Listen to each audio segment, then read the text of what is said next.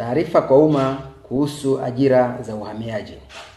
Ndugu waandishi wa habari, leo tumeitana hapa kwa ajili ya kutoa ufafanuzi kuhusu masuala ya mchakato wa maombi ya ajira kwa vijana wa Kitanzania walioomba kazi idara ya uhamiaji. Ndugu waandishi wa habari, ikumbukwe kwamba mnamo tarehe 29 Disemba mwaka 2025, idara ya uhamiaji ilitangaza nafasi za ajira katika fani mbalimbali kwa ngazi ya kidato cha 4, astashahada, stashahada, shahada na stashahada ya juu.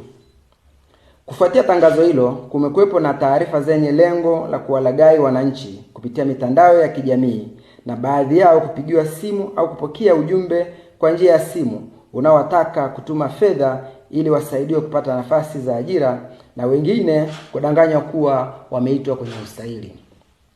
Sambamba na hilo, zipo taarifa za upotoshaji kwamba hadi sasa zaidi ya nafasi 300 za ajira zimekushajazwa.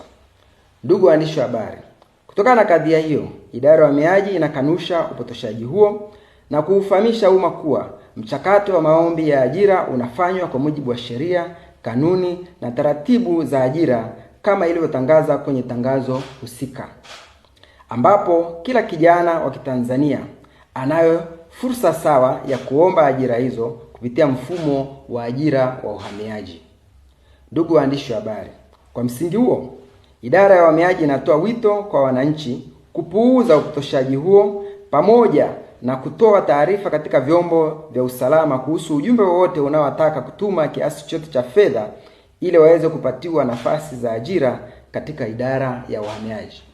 Aidha, idara ya uhamiaji inafanya uchunguzi wa kuwabaini wanaojihusisha na uhalifu huo ili waweze kuchukuliwa hatua kwa mujibu wa sheria.